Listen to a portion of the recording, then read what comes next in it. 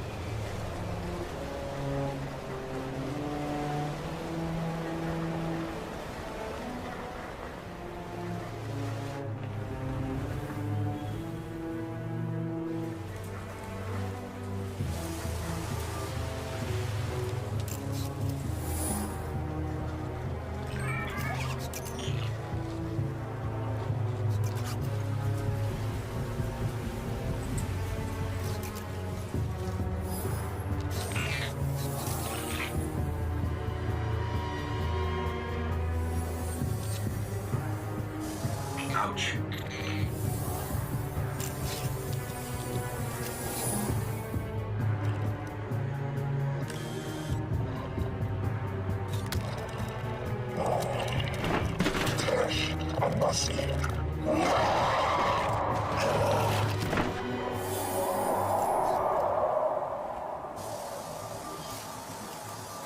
Is it possible?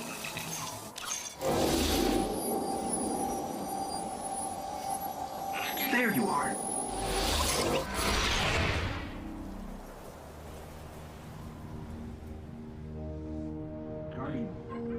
Guardian? Eyes up, Guardian. Word. You're alive. You don't know how long I've been looking for you. I'm a ghost. Actually, now I'm your ghost, and you? Well, you've been dead a long time. So you're going to see a lot of things you won't understand. This is fallen territory. We aren't safe here. I have to get you to the city.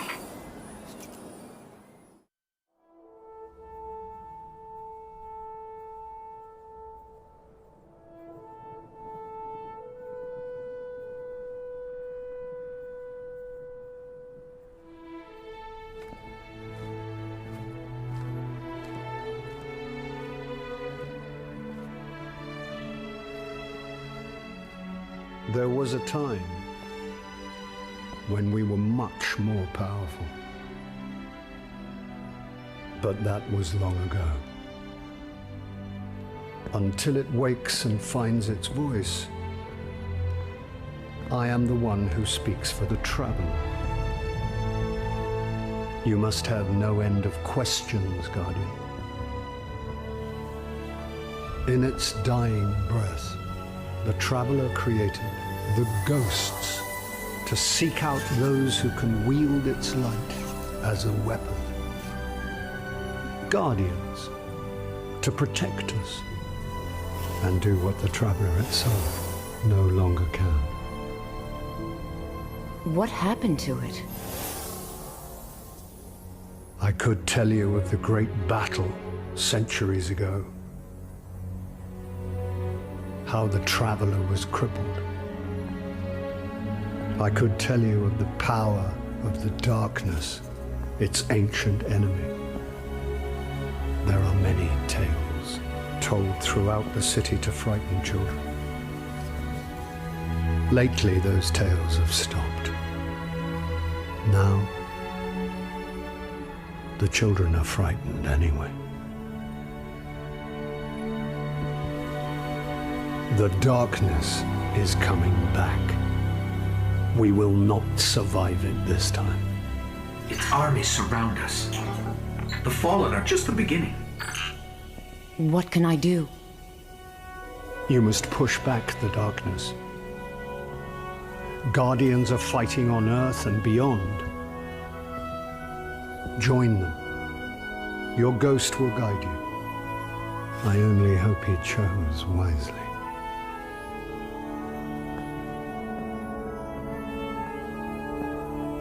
I did. I'm sure of it. We're in this together now.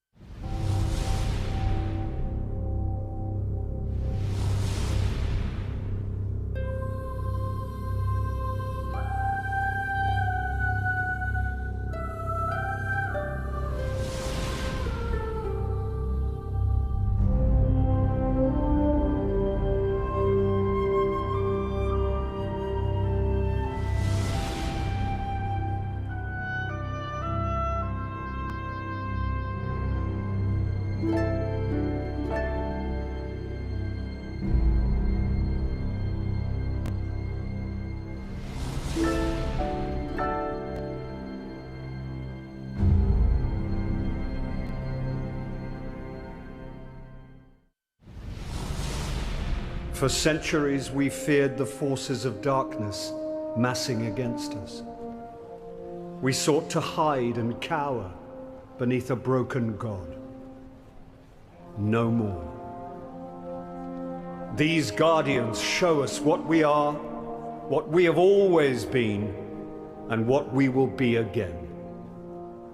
We are what remains of the light, and we will not be stamped out.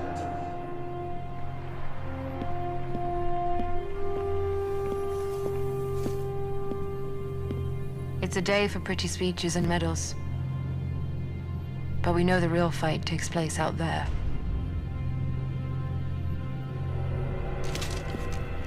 Take this. There's so much more, Guardian. I've seen terrible things born out in the darkness. Every moment brings them closer.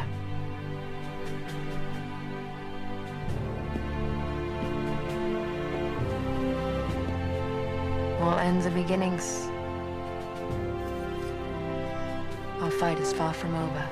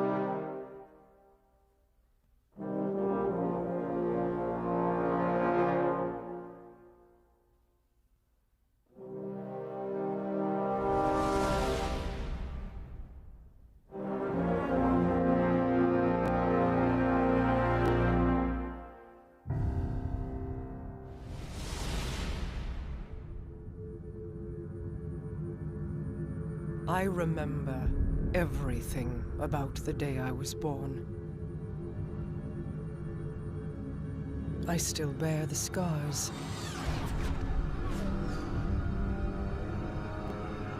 The Awoken are my family now. And I am their queen.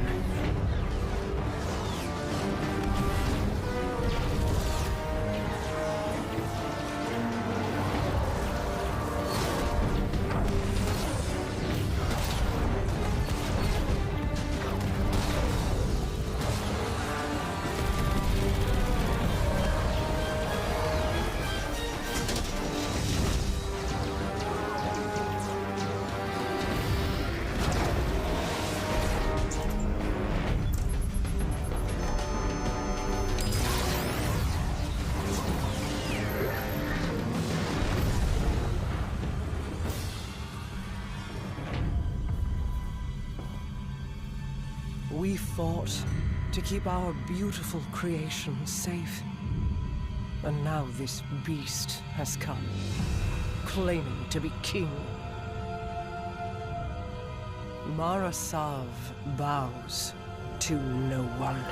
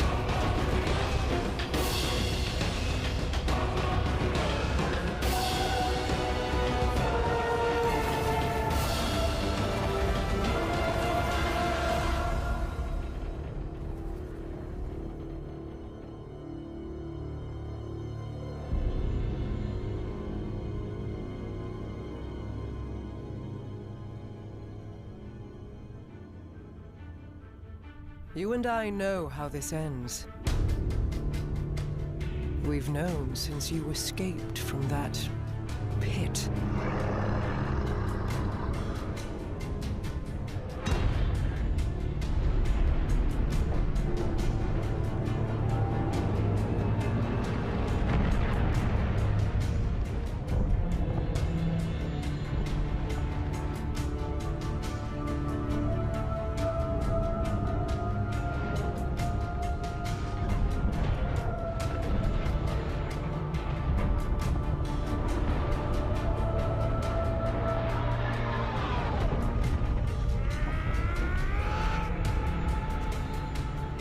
The Awoken have played their part.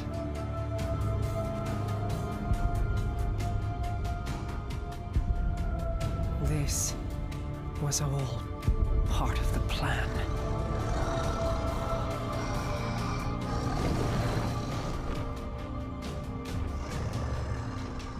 Guide them, my hidden friend. It is all up to you now.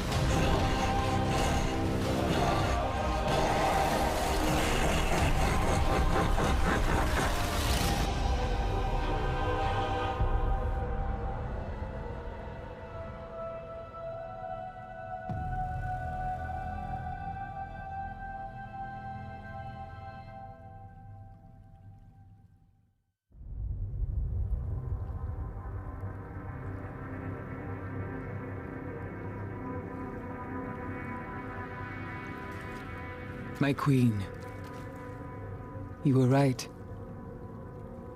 The Guardian was the key. For the first time, the whispers are silent. It is done.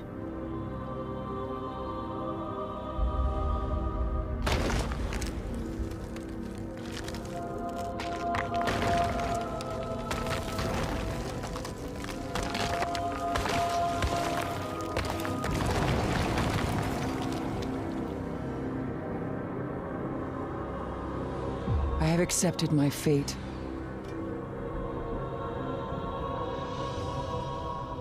I will not fail.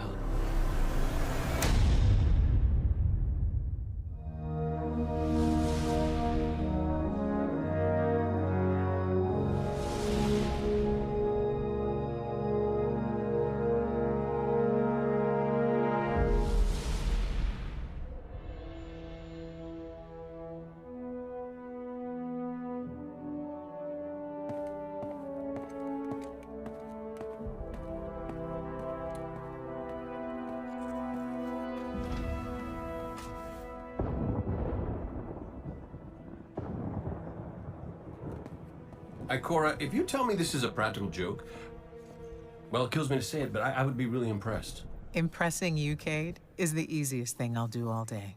Let's get serious, people. Zavala, this is my serious face.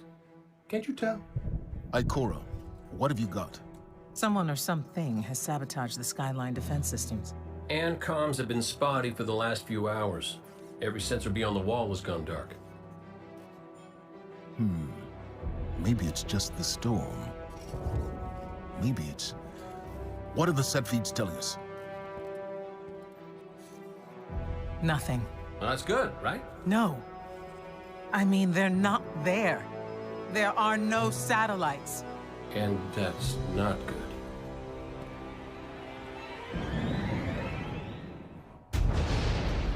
Battle stations!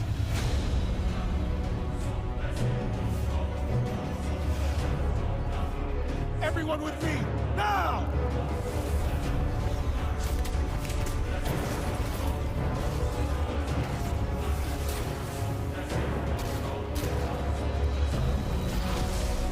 Hang on!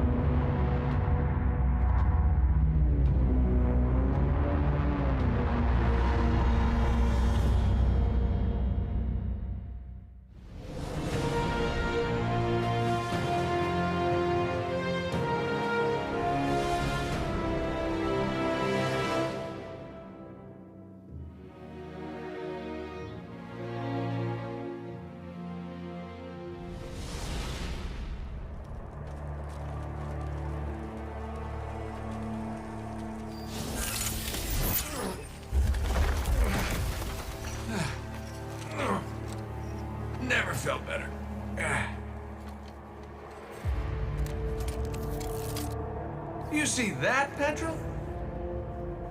Petra? Guardian? Must have knocked out the comm relays with that spectacular landing.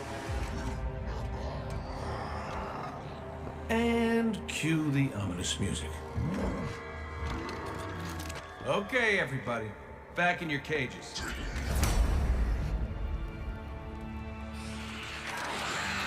I said, back in your cages!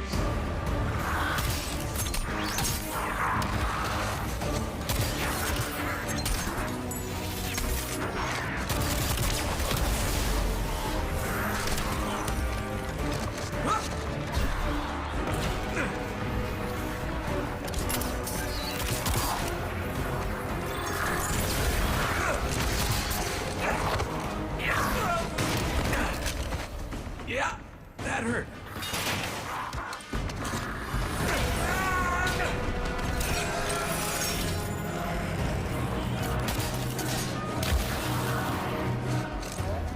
Sorry, not sorry.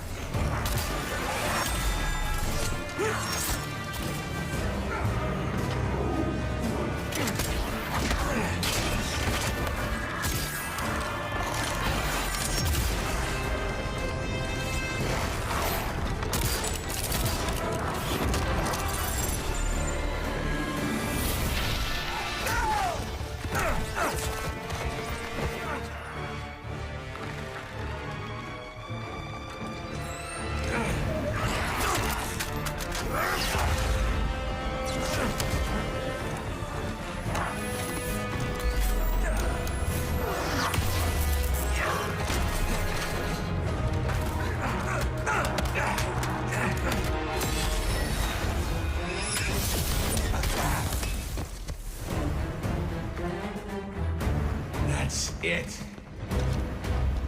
Now I'm pissed.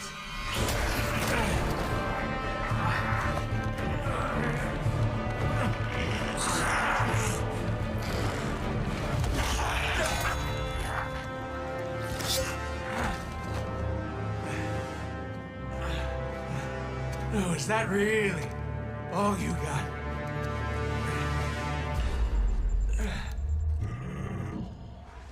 Help me out here, little buddy.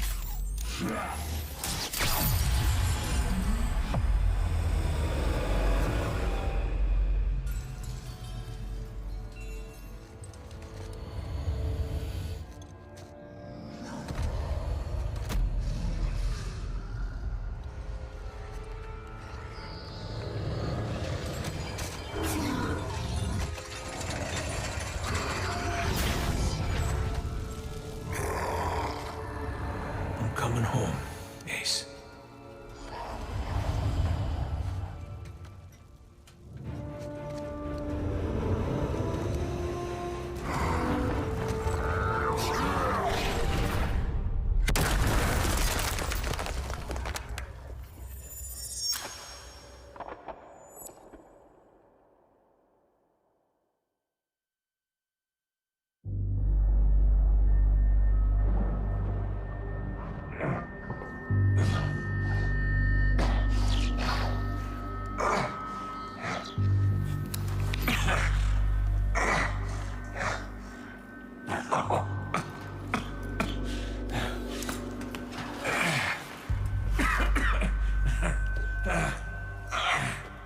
Well, this is awkward.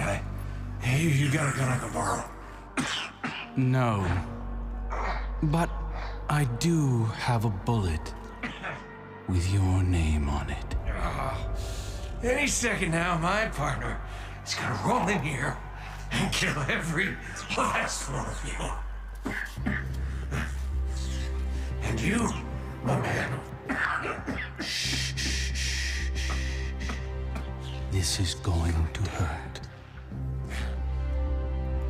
A lot. Any last words? How's your sister?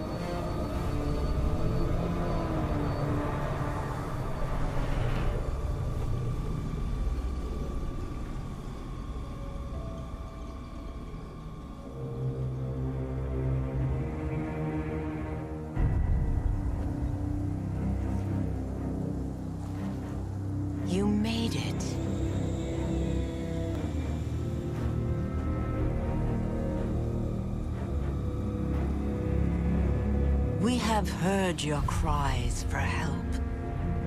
And soon we will answer. Who are you? Don't you recognize us? We are not your friend. We are not your enemy. We are your salvation.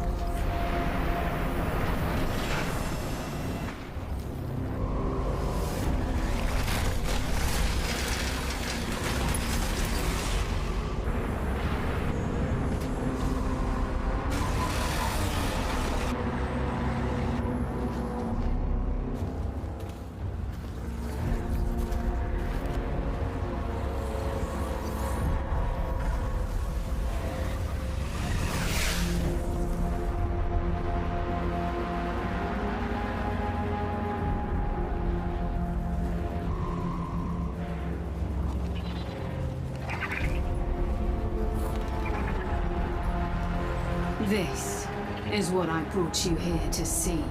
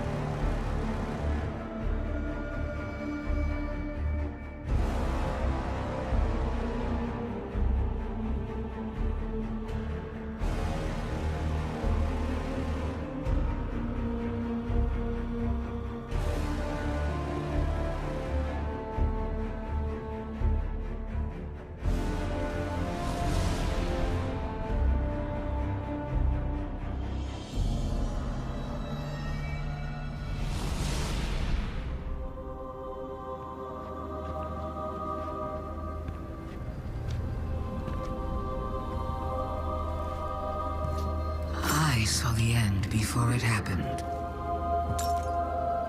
My own death, brought on by the separation from my power. And in these final moments, I looked to the sky. Hello, old friend. I've chased you for a long time. First as an enemy, then as a collector, and finally, now, a supplicant. What is it the Guardians say? Devotion inspires bravery. Bravery inspires sacrifice. And sacrifice...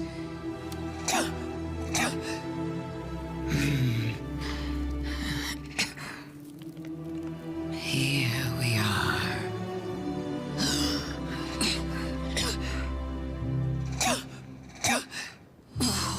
Wouldn't it be clever of you if after everything, you simply let me die? Oh, what a trick. Elegant.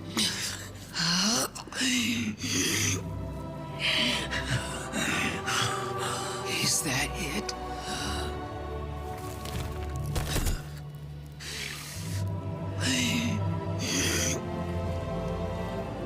If there is an answer, I don't hear it. Because now the world begins to fade.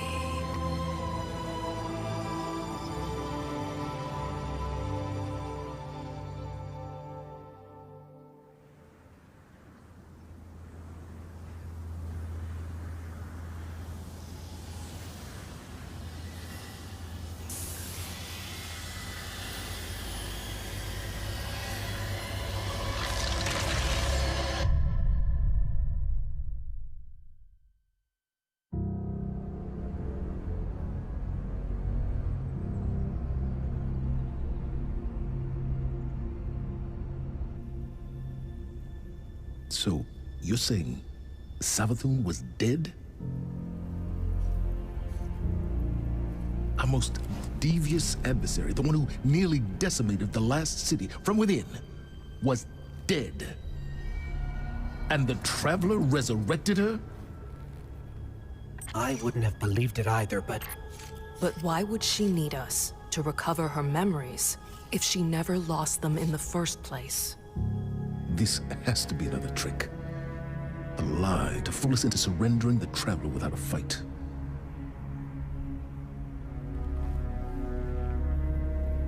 This has been the Traveler's approach from the beginning. The Books of Sorrow detail many civilizations it blessed with the light, then abandoned. High propaganda. The Fallen tell the same story. When the Witness and its Black Fleet came to call, the Traveler moved on to our system. Or it sacrificed itself to save humanity from the same forces. Forces which included the Hive! After all that, why would the Traveler give our worst enemy the light? It doesn't matter. I don't know why the Traveler gave Savathun the light. Maybe it has changed its mind about Guardians. Maybe it's not as infallible as we once believed.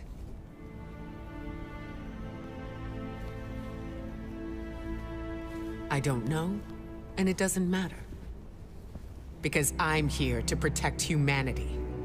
And if Savathun takes the Traveler, we lose our light, along with any hope for surviving the Witness's return. So, whatever it takes to stop this heist, we will do. All right. How do we stop this?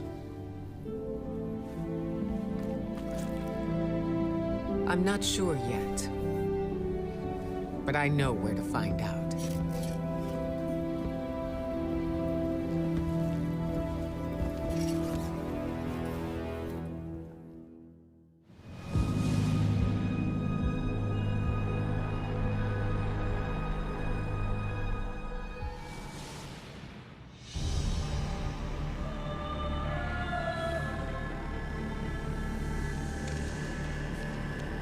Isn't this interesting? I miscalculated. So did you, Guardian. So protective of your traveler that you wouldn't let me keep it safe. But the witness is coming. The game is yours to play now. Yours to win or lose.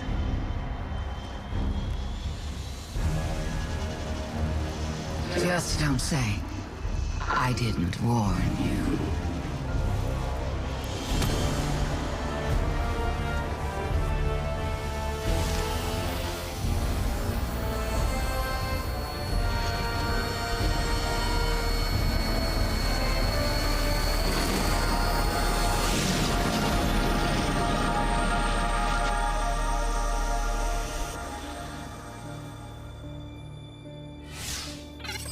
No. Where did your ghost go? Guardian, I just got the message. The Traveler is back in the last city. Is it done? Is Savathun... She's dead. But her ghost got away.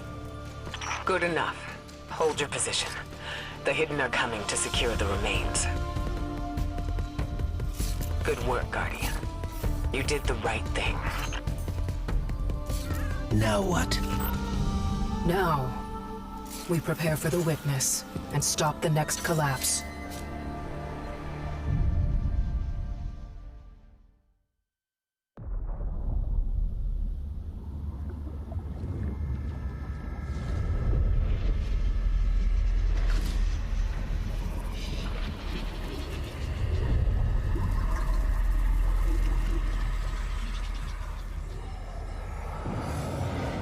We have seen enough.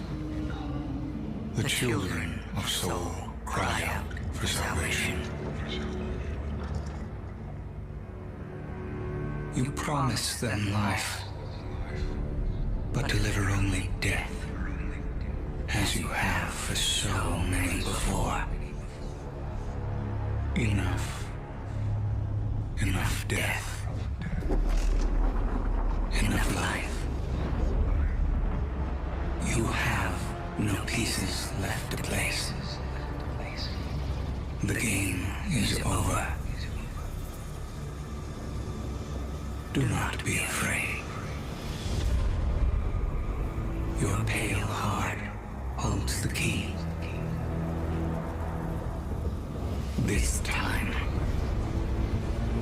there is no escape.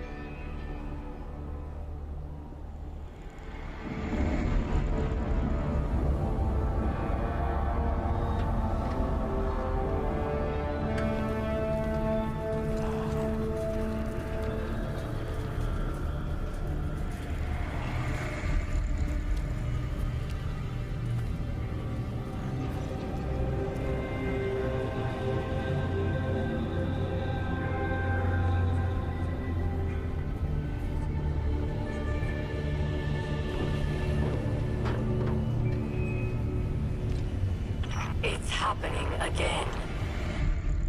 The whirlwind. Aramis. Don't worry. The great machine will never abandon anyone again.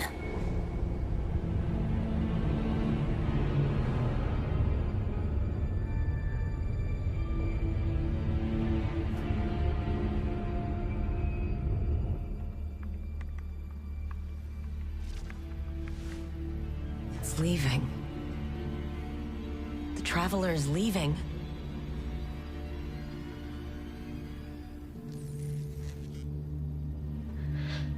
The Warsats.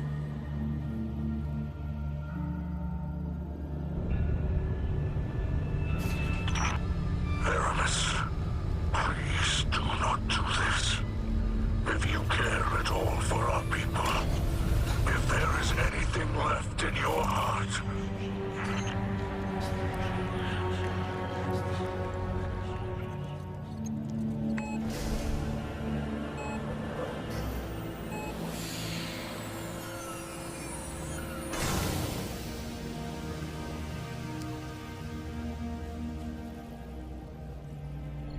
know your pain.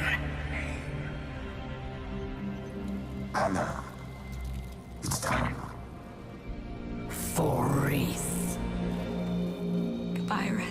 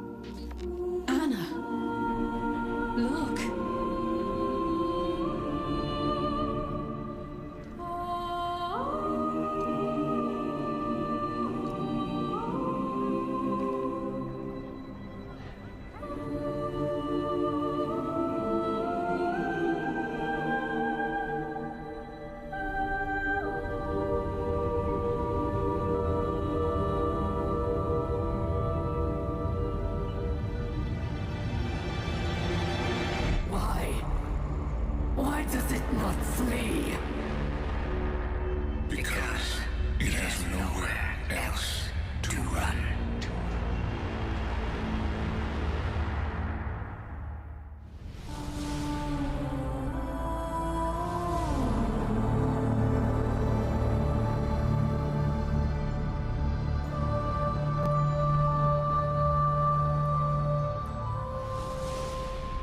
There are too many of them! They're everywhere!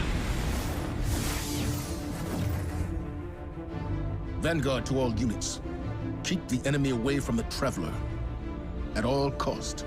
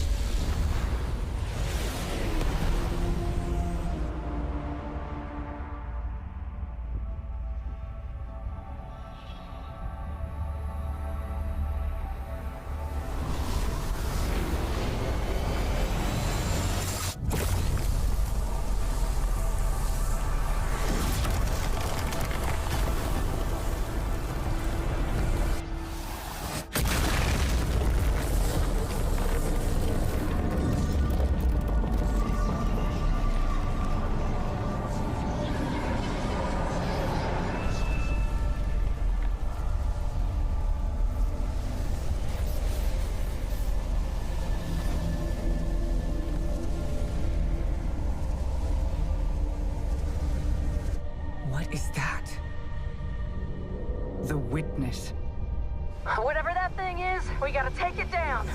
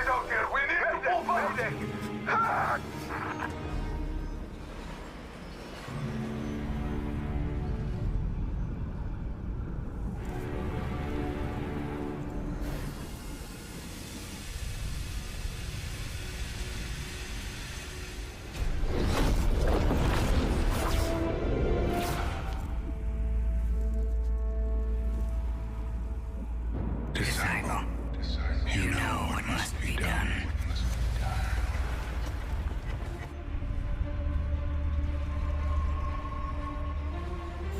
They found a veil. We're in no position to engage the enemy.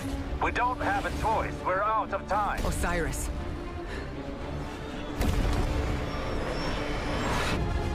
Don't die.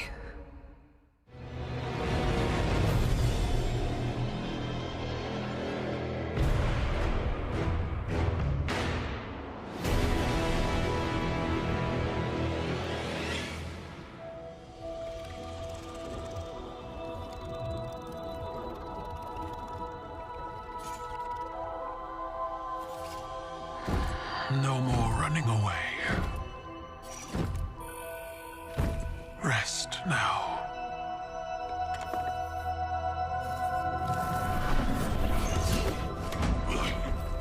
Well, the uglier they are, the harder they fall, right? No? Come on. We finally found you. Get your ghost. What's wrong, Osiris? Get your ghost out of there! Finality takes shape. It's creating the link! At long last.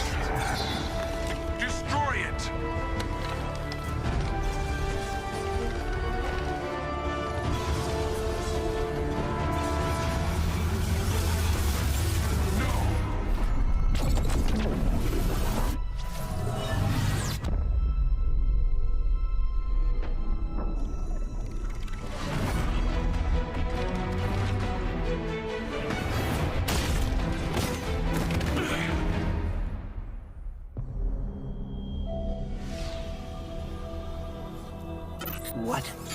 What just happened? We just lost.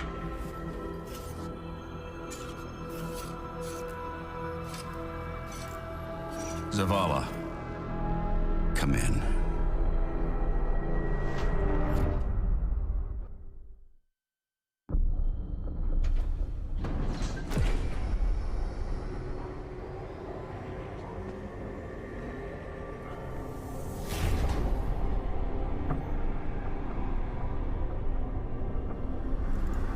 The universe makes us all victim and perpetrator. That's infinite cruelty. You, more than any, suffer both fates. Be free.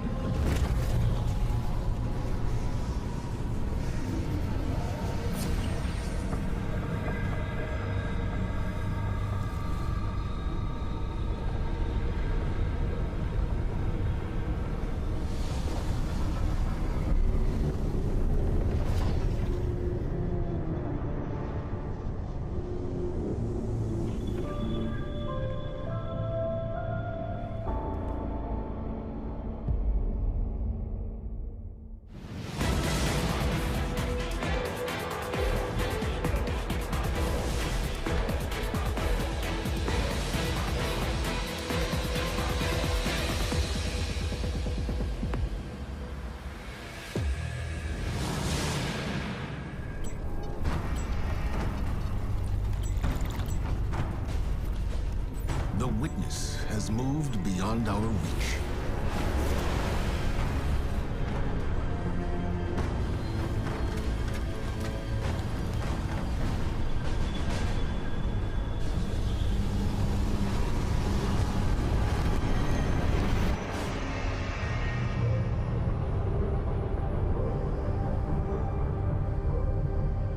All attempts to funnel it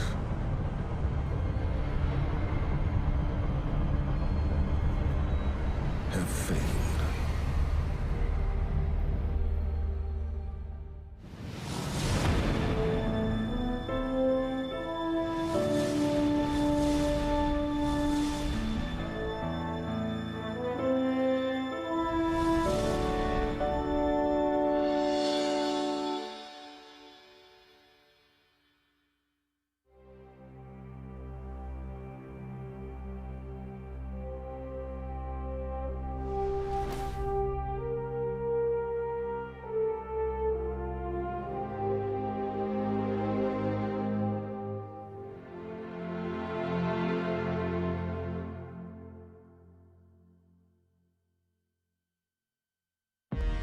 I've seen terrible things born out in the darkness.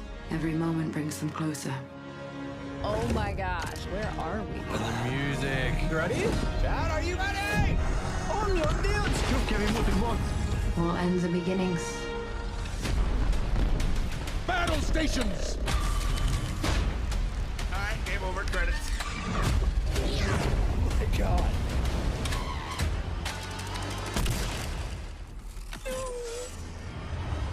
Holy crap. About time we go to the moon. Is that a darkest ship behind Okora? So happy Eris is back. We are your Salvation.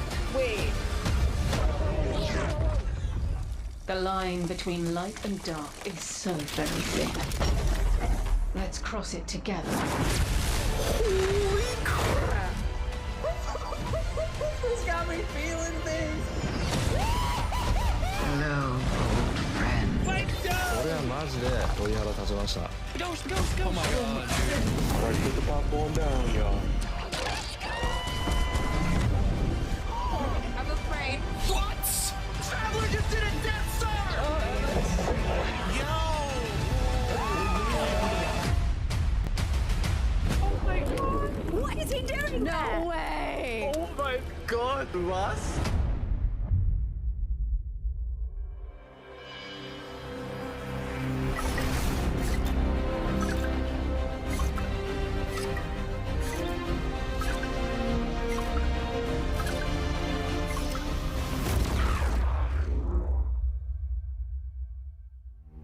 Thanks for tuning in, y'all.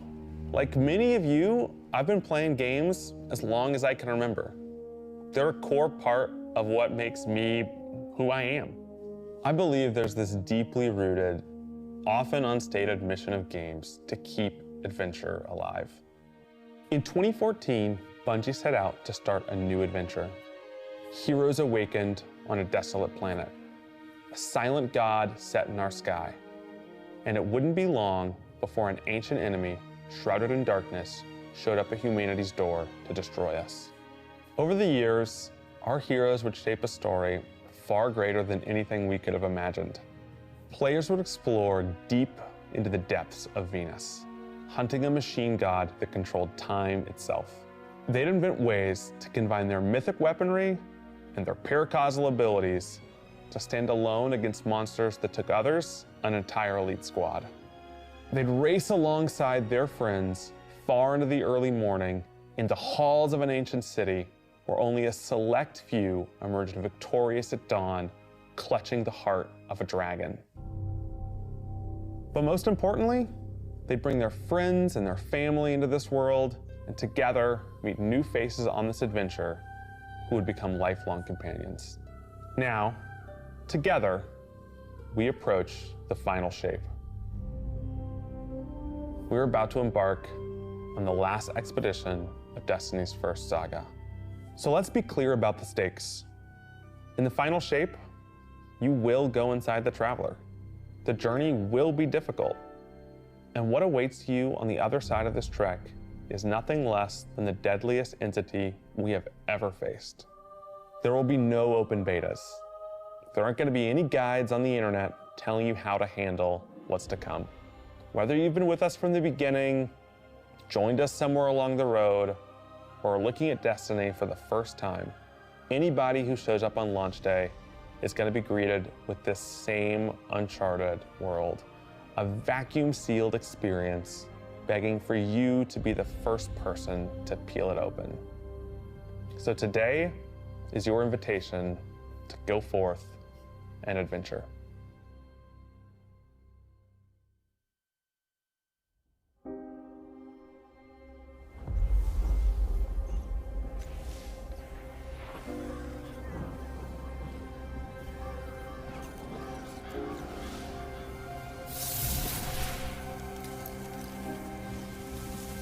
After all these years, we never talked about it. Why I brought you back.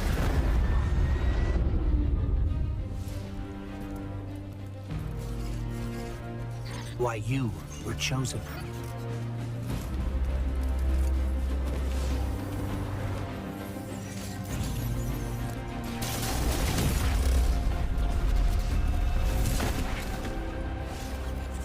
The truth is, I didn't know then. It was just a feeling.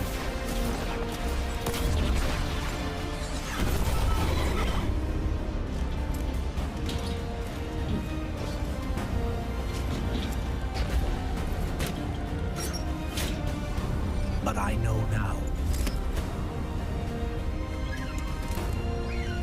After all we've seen,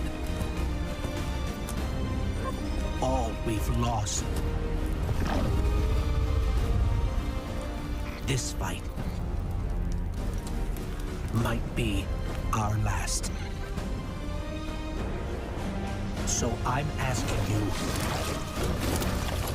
one last time to rise.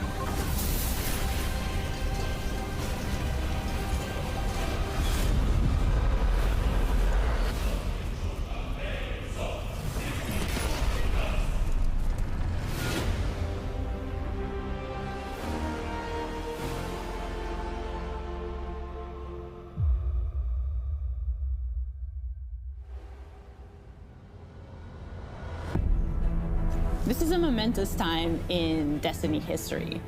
We've been building to this moment for the last 10 years. The final shape is the conclusion to that journey. This is a moment in gaming that, as a developer, you just don't get very often. Guardians and allies are fighting the biggest threat that the universe has ever seen in this big culmination of the Light and Darkness saga. When we were thinking of what the final shape could be, it had to be a lot of different things. It needs to pay off this epic confrontation with the Witness that we've been setting up for years. It has to bring you closer to your allies in the Vanguard. It has to be this place that makes you feel nostalgic for the entire journey you've been on. When we were resurrected by ghosts at the very beginning of this story, we didn't know why, but it was for this. The Traveler is asking us for help. And it's our responsibility to protect every living thing in the universe from what the Witness intends to do. When we first start the final shape, we are finally able to go through the portal that the Witness opened in the Traveler at the end of Lightfall. Inside is the Pale Heart of the Traveler. That is the stage for our showdown with the Witness. The Witness has the darkness. It has always had a connection to it. The Pale Heart of the Traveler is what it's trying to use to gain connection to the light. So with both, it can enact its final shape. The Witness looks around and sees a lack of purpose, no meaning. It wants to fix all that. So it's trying to put the universe into this frozen perfection where everything's just exactly how it thinks it's supposed to be. That is the final shape. If we're going to defeat the Witness, it's going to take everyone. Failure is not an option. We're going to need the Vanguard, all of our allies, and all the Guardians to rally together and be brave in the face of Oblivion. In the final shape, we're going to answer questions at the grandest scale. But what I find really interesting is that it's also a very personal journey, where we deepen our relationships with these characters that we've known for so long. Zavala, Ikora, our ghost, get to reconnect with Cade 6. So, while there's this great conflict and everything going on around us and stakes of just unimaginable heights, it's still at the end a story told around campfires by a bunch of companions who have been fighting together for hundreds of years.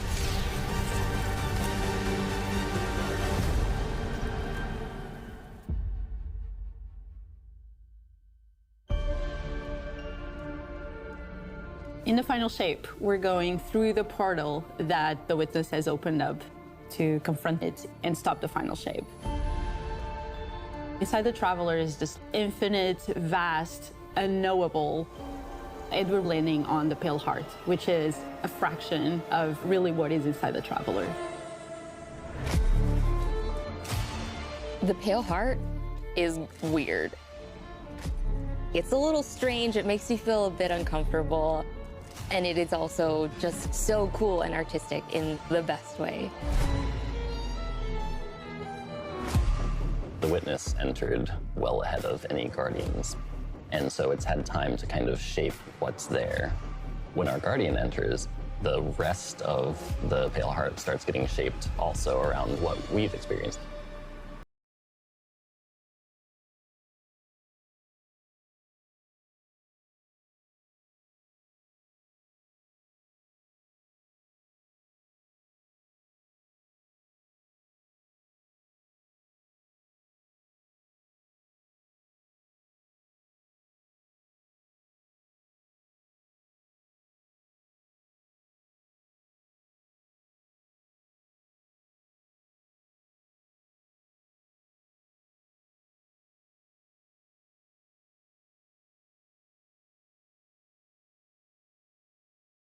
it escalate in danger, in surrealness, because there is this beautiful evolution of the space.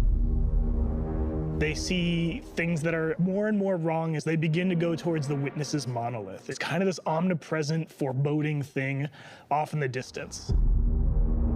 The weirdest things happen as you get closer to the monolith in the form of reshaping. Kind of like deconstructing things and putting them back together just wrong. The sense of scale you get out there, like as you're exploring these spaces and you're jumping on these reshaped cuboids of Earth, you feel tiny as a Guardian. You feel alone. You feel like you are not the force to be reckoned with that you have been. You're not the God Slayer right now. You're just this little person jumping from these massive pieces to massive pieces. One of the things that we really tried to also capture is that the Witness keeps throwing everything it has at you. And so you're going to fight these new enemies, the Subjugators. Subjugators are the new unit you're going to be facing in the final shape. They have an enhanced power set. They're performing stasis powers and strand powers to face the Guardian, well, in support of all the other enemies you're fighting too. They bring something entirely new to the battlefield, which is kind of this element of control. They're back there pinging away with stasis abilities, throwing crystals at you, freezing you in place, tangling you up.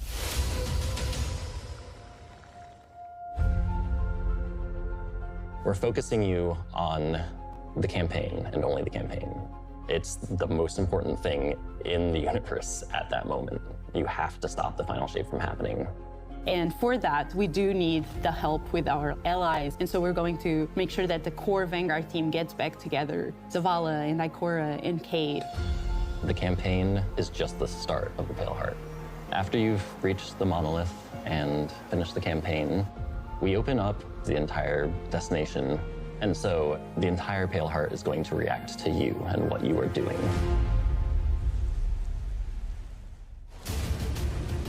The campaign in the final shape doesn't really end with the final mission. The raids are where you defeat like the big bosses. So it's only natural that when you are going to confront the Witness, you're going to do that in the raid. But that might not be enough. This is a moment where we need to rally all Guardians to be able to overcome the final shape and the Witness.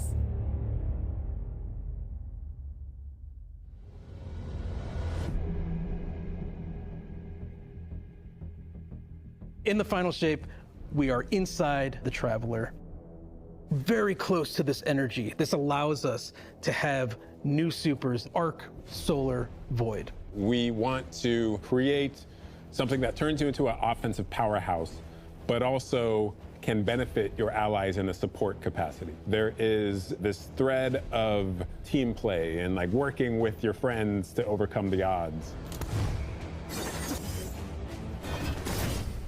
The Warlock Super is this ultimate expression of solar energy coursing through your Guardian. This Solar Warlock Super is a callback to Radiance from D1. Other than Golden Gun, this is the only other first-person super in Destiny right now. Your melee's like all these projectiles going off, doubling the amount of projectiles. Your grenade almost being sentient as it searches around, and then it hits a character and bounces off and goes to another one. And you're so overflowing with this energy that you are also giving it to your allies, allowing them to have their solar weapons supercharged, applying Scorch when they're shooting. The new Solar Warlock aspect, when I cast my Rift, it is going to create this little solar soul that when it sees an enemy, it launches part of itself out and hits the enemy and explodes and scorches them. It just feels very alive. Twilight Arsenal. It's a layered super. This is the only ranged one-off offensive super for Titans in the game. The Titan jumps up into the air, summons this giant void axe, throws it, summons another one, throws it, summons another one, looks at a different group of enemies, throws it. And when these axes fly through the air, they stick into the ground or an enemy, do their void gravity thing where they suck a bunch of energy and enemies in and then explode. But that doesn't destroy the axe. The axe sticks around, and you and your allies can go and pick up that axe and start wailing on enemies with it. This super is insane to me. The Void Titan aspect, I press and hold my grenade button to consume my grenade and turn it into the shield. The more damage it takes, the more it charges up, and then I can release that, and it creates this blast that deals massive damage. The Hunter Arc Super. Arc is all about finding the shortest distance between 2 points. The Hunter kind of rears back, takes this knife and throws it across the world, and then is able to blink to its position, do the slash that just decimates anyone nearby. One really great thing about that is not just you do it once, but you're able to do it 3 times, along with devastating attacks each time you do it.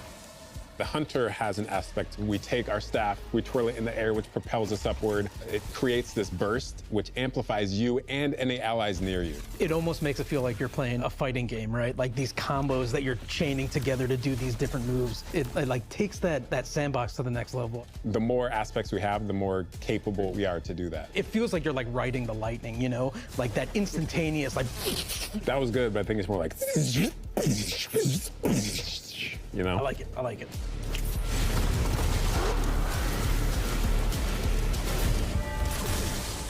Weapons team has been working on all sorts of goodness. We've got exotics, we've got legendaries, we've got perks. We're always cooking up stuff. We're always playing with stuff that we think is like really interesting or taking inspiration. We have Tessellation, which is this exotic pyramid fusion rifle. It has the really intriguing property of adapting your Guardian's current damage type. This will be the first time that you can run a weapon that can adapt to be strand or stasis in the energy slot. So you'll be able to run an entirely strand or entirely stasis loadout. Tessellation has the additional property that you can special reload to reshape your grenade and suck it into the weapon, and then fire out a super destructive single projectile. It's a really special weapon. What's the one specific exotic that I can make that's like really zany that you would like right now? What if Golden Gun was a sniper rifle? What if you could harness the might of the Traveler? You know, we had a moment where we saw that Traveler beam cutscene. I know people on Weapons went, I kind of want that. You're like, that is incredibly dope. So we've got this opportunity to bring back these iconic Destiny 1 weapons, but really turn it into something that feels unique in Destiny 2. We have to bring Kvotstov into the fold. The Red Death exotic pulse rifle. And Dragon's Breath. Burn the world, burn it all. In the final shape, we have new weapon subfamilies coming, broadening what existing weapons can be. Really like bordering on exotic functionality. So for example, we've got a rocket pistol sidearm subfamily. We always liked the special ammo sidearms. This fires tiny, slow-moving rockets. They hit very hard, do a bit of AoE damage.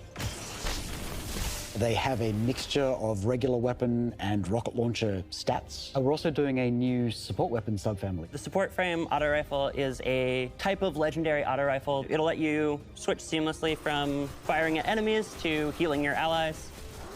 I'm really excited to bring it to dungeons and keep my team alive, honestly.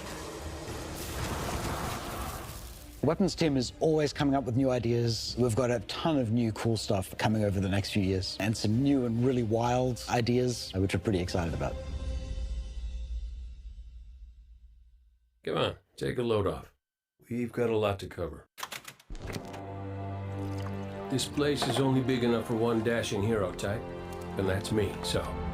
I'm back! Hey, you two, give me a sec. I was magnificent. This is great. Anyone want a hug? Get your rock off my map. Worst case scenario, you die. But who knows? Maybe you won't.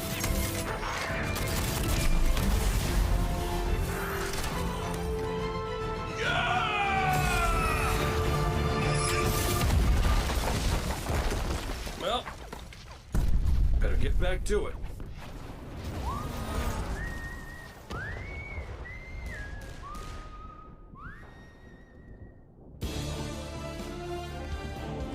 In this moment where we're driving to the end of the Light and Darkness saga, it's great to see Cade like return to this world at this moment with all this change about to culminate with this confrontation with the long-standing enemy, the Witness. Cade is the quintessential hunter. His presence casts such a long shadow over the story of Destiny, whether it was when he was alive or when he was dead. What Cade goes through in this journey, how he serves as a catalyst for the other characters, the events that are uncovered to have brought him back. This is how the story had to end. There was no end to the Light and Darkness saga that didn't have Cade here alongside his friends to finish the job.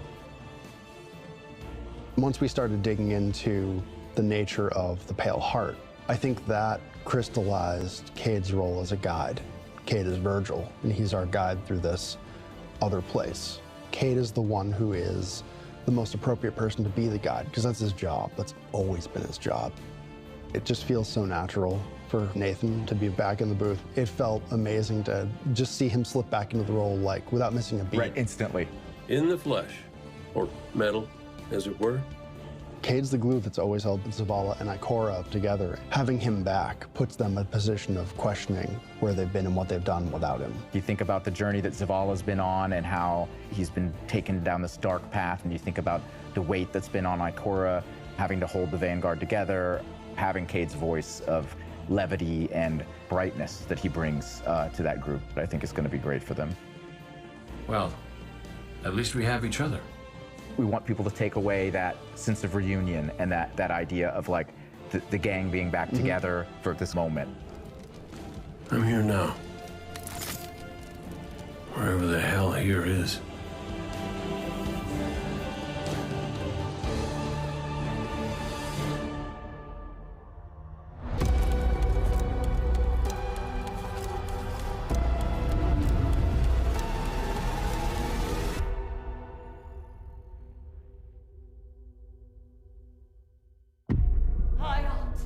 Guardian, the Witness poses a dire threat.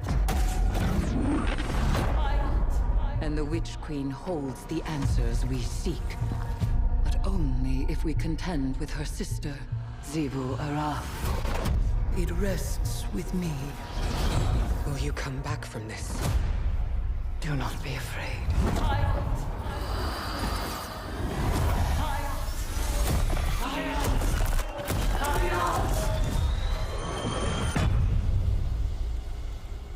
Bring me your tithes. You now wield Hive magic and have entwined it with your light. Assault the Spire, Guardian, and open the way to our tides.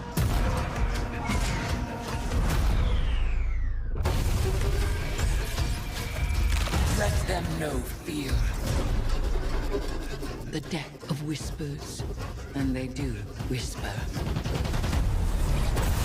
Fight in my name, Guardian. Every opponent you defeat strengthens me.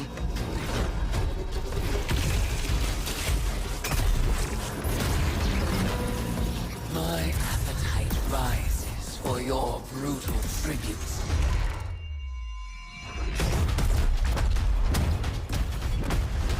Let us show her what it is to be Hive.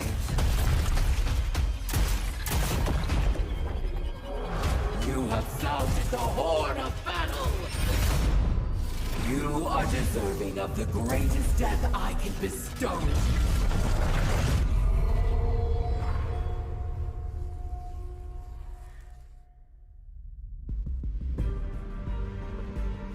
The Season of the Witch is our opportunity as players. We've been annihilating and breaking Hive spells, and now we finally get to cast them. At the end of Season of the Deep, we learn that Savathun has the key to getting into the portal that we need to go into. That means we have to go find Imaru, her ghost. Imaru's like, not so fast. We've got a bigger problem first, and that bigger problem's name is Xivu Araf. If we fight her, she only gets stronger. Eris has an idea. It's a really good It's idea. a wild-ass idea, yeah. She determines, like, well, the best way to fight fire is with fire. We are channeling all of that energy that we're creating by going through, by eliminating enemies, and we're tithing to our friend Eris. Bring me your tithes. What does that mean for the characters and the player to kind of like be like Savathun? And that's where we went down the path of having Hive Eris. We wanted to extend that magical fantasy into the player then. That ability to have overwhelming magical power, that risk and reward into all of our activities and systems experiences. And so that's what led us to come up with things like Deck of Whispers. It's this magical deck of cards that creates amazing synergies with your build-craft meta and with buffs and the activities. They can then choose these cards at will, whichever ones they want, and then that really leans into the build crafting. You actually are getting cards that you can then use to place on the battlefield and change the way you play. I'm such a sucker for deck building. Like being able to like bring that element into Destiny gameplay has just been like, oh, chess. Yeah, it's really super fun.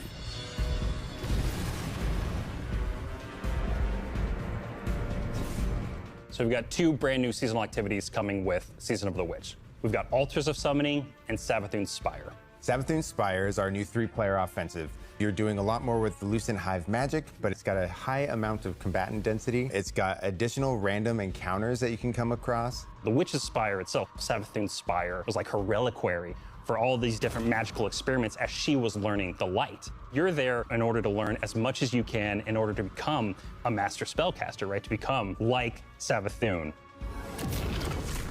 The Altar of Summonings activity is really exciting because you can spend like 20 minutes in it or you can spend 2 hours in it. It's a 3-player experience that you can hop in and hop out of. As you're going through this activity, you're filling the tithing bucket. As that tithing bucket is filled up, you'll get progressively more rewards.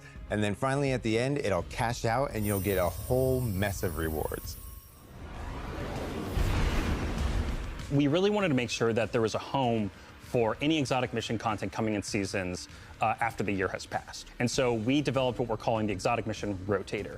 Right away, we're getting Presage, Vox Obscura, and Operation Seraph Shield. This is some of the most fun content the team has making. It's some of the content the fans and players of Destiny love the most. The most exciting thing, outside of just the missions themselves, is that every time we put a mission inside of that rotator, the exotic that comes alongside of it will become craftable.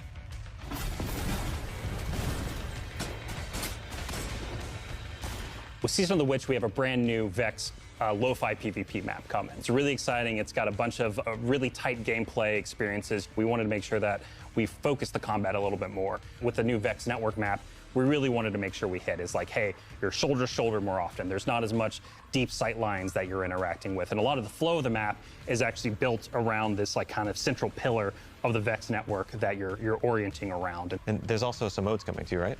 We've got a new PvP game mode coming that's all about relics. It's about multiple relics, so it's not just one like the Scorch game mode from the past. So we've got the shield coming from Vault of Glass, we've got the spear back from Season of the Risen. And we've got the scythe from Season of the Haunted. Yeah, so you're gonna be reaping Guardians with that thing. It's a lot more tactical gameplay. It's all about running around the map, claiming these relic dispensers, and then grabbing them in order to push for victory. I will take what I need. The words in my throat are the weapon in my fist. We were feeling pretty Hivey this season, obviously. There's something in the air. And so when thinking about like, what's a good raid reprisal that would really suit this very Hivey season, there's only one answer.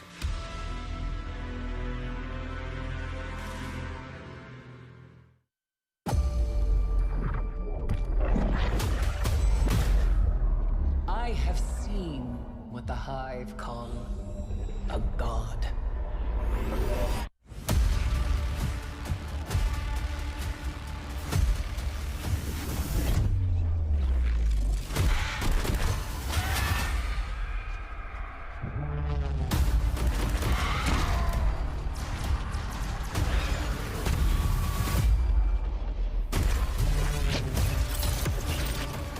Only a true weapon of the light can stop his wrath.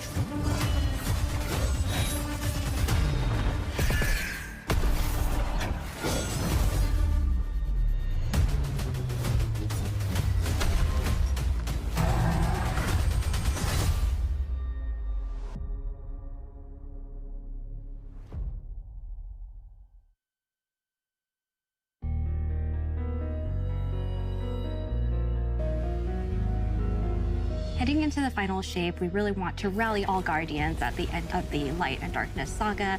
We want to reduce those power barriers, as well as catch people up on key story beats and make sure that they have a really great and easy time connecting with other players. In the final shape, we're trying to find ways to make power more simple and easy to understand, and also lowering the barrier to entry. It's going to make it easier for players who have not been able to jump into game easily because they were held back by the challenges in grinding for the power levels that are required by these different activities. One of the major changes that's going to be happening starting with the final shape is there are going to be a certain number of activities that are going to be power fixed. So it doesn't matter kind of what power level you are going into it, you're always going to be able to approach it. There's still going to be tiers of difficulty that you can do, things that are just meant to be experienced a certain way. Things like Nightfall strikes that will still have power enabled, and that's where we're really going to focus the whole power climb. The raids, the contest modes that everybody loves to engage with, that experience is fundamentally going to be staying the same. I'm excited for this because I think there will be a lot more clarity for players in terms of understanding the relative difficulty of things, where they sit now in the spectrum. One way that we're trying to do that is making it easier for new players to engage with you. So we're introducing something that we're calling Fire Team Power. You can actually bring your friends along to play any dungeons and raids in the game without having to wait them to be at a certain power level. The person with the highest power in your fire team is actually going to bring all the others close to their power level, which means that there's no barriers really for any other Guardian to join you in this high-level content. When it's combined with Fire Team Finder, it also allows you to find strangers, people you've never played with before, and have that same experience. That's all regardless of the power level of you and the rest of the people in your fire team. Fire Team Finder is the new feature that's coming in Season 23, aimed at helping connect and find other people to complete the best and most aspirational content in Destiny. We have a tag system that allows players to be able to say, well, this is my play style. I'm really chill. I'm anti-sweat. I'm just really here to have Basically a good time. Exactly. Tags really allows players to show a little bit more personality, show a little bit more about what they're about. I think what's really great about it is with this launch, we're also looking at including inclusion tags. As an example, one of the inclusion tags that we have are for colorblind players. Hopefully the inclusion tags will bring players closer to finding their community and even closer to the people that they're playing with. So once a listing goes live, players will be put into a listing lobby where players can gather, they can communicate with each other. So we wanted to make it as convenient and as easy as possible for players to not just sit and stare at a screen for a long time while their listing actually fills up. As a gamer who's typically more solo, I'm especially excited about this because it really is about helping reduce that anxiety and burden that comes with trying to make a new connection.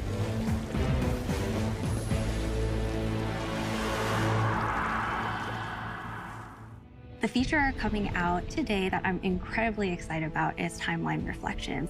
Essentially what we have done is we've went back to previous expansions and pulled out missions that we felt really represent key narrative beats within our story. We are going to have a mission for Forsaken, a mission for Beyond Light, as well as a mission for Witch Queen. Thanks for the memories, Guardian. The neat thing about these missions is they're not going to be like one-to-one for how you would experience them in the campaign. You're also going to get additional pieces of narrative fed to you to like identify like, hey, this is why it's important that this happened, and here are the people you met along the way. A really big one that's really timely for Final Shape is Cade's last stand from Forsaken. This is a moment that a lot of players, new and old, are going to come back to Destiny. I think this is just the right time to introduce features that are going to allow those players to jump right in and find people to play with and enjoy this content regardless of their power level.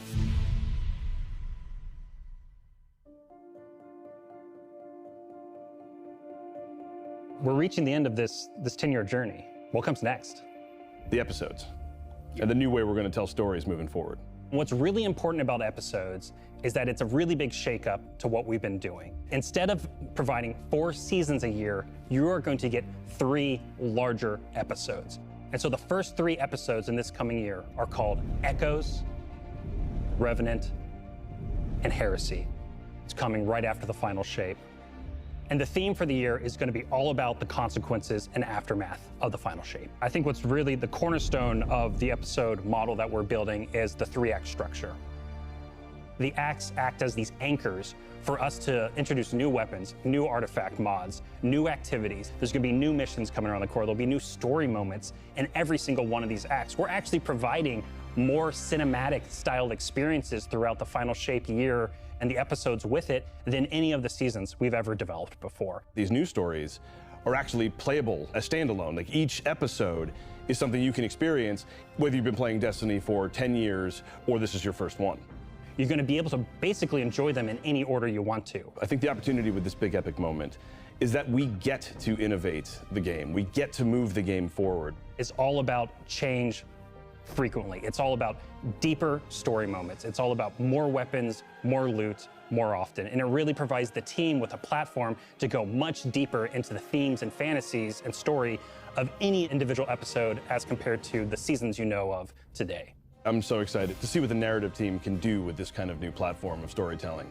Episodes provides this awesome foundation for the future of Destiny. We're moving into the next stage of Destiny 2. I think some people look at the final shape and they think Destiny 2 is coming to the end. And in many ways, it's the opposite. We're leaning in. We're putting the pedal to the metal. Episodes provide us a new, innovative way for players to engage with Destiny 2 throughout the year.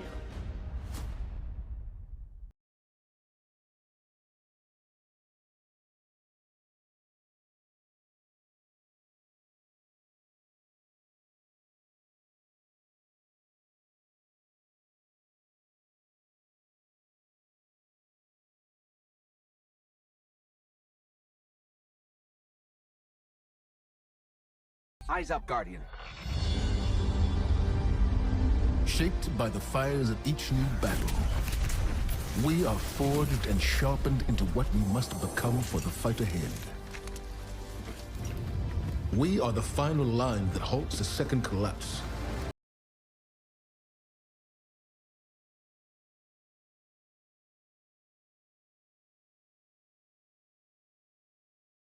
Guardians say, devotion inspires bravery.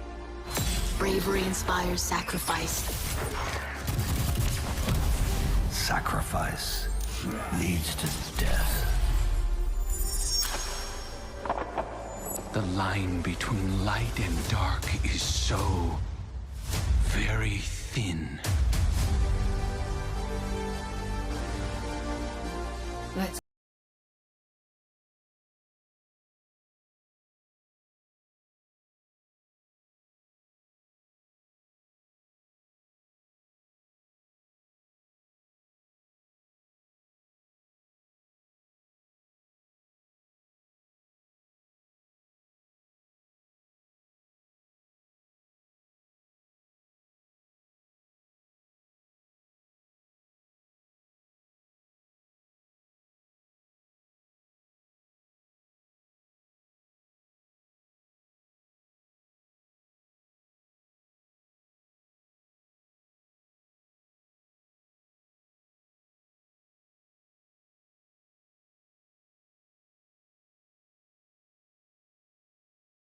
It's going to be an exciting year for Guardians. We get to make good on a promise that we made way back in 2014. There was classic rock blasting, a fire team racing across our solar system, and at the end, a simple message: become legend. Today, you got a glimpse at how we'll be cementing your legend in this upcoming year. We're going to be heading inside the Traveler, experiencing a destination unlike anything we've ever built before. We'll face the biggest bad we've ever made, and we'll do this all alongside a streamlined progression system, allowing us to easily play with friends in any content in the game. And as the dust settles in the final shape, we're going to continue our legends in Echoes. It's Destiny's first episode in a new phase of storytelling for Guardians with brand new conflicts born from the resolution of the Light and Darkness saga. These first episodes are just the beginning. But if you're chomping at the bit to see how the Light and Darkness saga is going to kick off the future of Destiny 2, we've got a ton of great content for you to jump into today. Going live after this, we've got Season of the Witch, with a new story, new weapons, new armor, new activities, and new PvP content, all alongside a series of story catch-up missions, allowing any of your friends to jump into the game and get up to speed on what's happening in this world. Then, next week, a brutal reprisal of Crota's End is going to join the ranks of our aspirational content. I can't wait to see you all in the throne world as we learn more about the final shape and how we can stop it.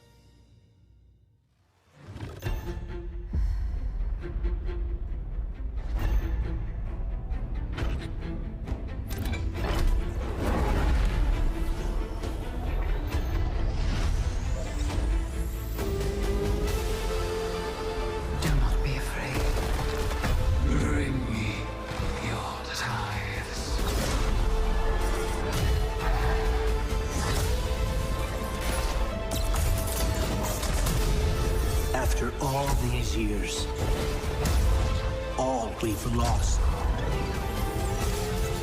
this fight might be our last. So I'm asking you to rise one last time.